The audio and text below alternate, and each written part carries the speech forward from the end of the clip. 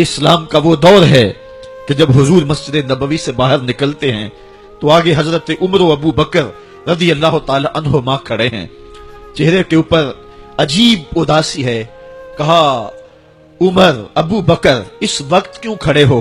عرض کی حضور بھوک نے گھر میں ٹکنے نہیں دیا، ہم نے چاہا حضور کا چہرہ دیکھ لیں تو کچھ پیاس بجھ جائے، کچھ بھوک مٹ جائے۔ حضور نے فرمایا میرا حال بھی یہی ہے، جس چیز نے تجھے گھروں سے نکالا ہے وہی چیز مجھے گھر سے نکال لائی ہے۔ چلتے ہوئے حضرت ابو ایوب انصاری کے گھر کے قریب سے گزرے،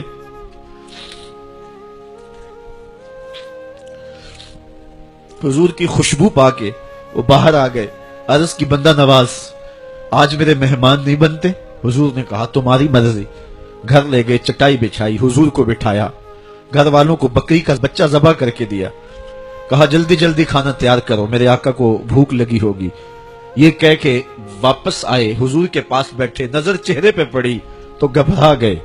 نکاحت کے آثار اتنے واضح تھے کہ سمجھ آ رہی تھی کتنے دنوں سے حضور نے کچھ نہیں کھایا۔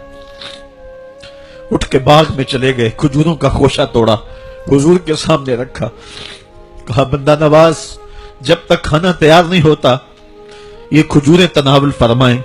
تھوڑی دیر کے بعد کھانا دسترخوان پہ لگ گیا، حضور سے عرض کی گئی حضور آئیں کھانا تناول کر لیں۔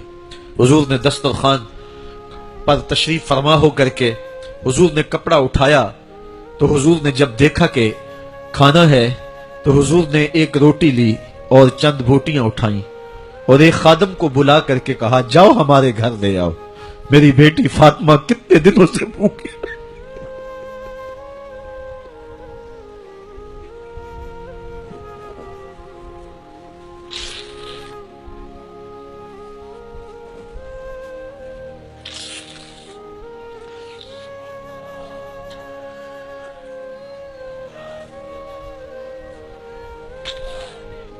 کہا جاؤ ہمارے گھر لے آؤ، میری فاطمہ کتنے دنوں سے بھوکی بیٹھی ہوئی ہے۔ مال کے کونین ہیں گو پاس کچھ رکھتے نہیں، دو جہاں کی نعمتیں ہیں ان کے خالی ہاتھ میں۔ آپ کو پتا ہوگا کہ جب میرے رسول کا انتقال ہوا ہے، حضور کا وصال ہوا ہے، تو حضور کی ایک زرہ ایک یہودی کے گھر میں گروی رکھی ہوئی تھی، حضور نے زرہ رکھ کر کے اس سے قرض لیا ہوا تھا۔ یہ اسلام کی غربت کی کہانی ہے۔ جب چتھڑے پہنے ہوئے تھے، جب پیوند لگے لباس پہنے تھے، جب پیٹ میں ڈالنے کے لقمہ بھی نہیں تھا، اللہ کا دین اس وقت بھی غالب تھا، اور جب گلیوں کے اندر ریشم بکھرا ہوا ہوتا تھا کوئی اٹھانے والا نہیں تھا، دین اس وقت بھی غالب تھا۔ دین کا غالب ہونا یا نہ ہونا اس کا تعلق جو ہے وہ مال و دولت سے نہیں ہے۔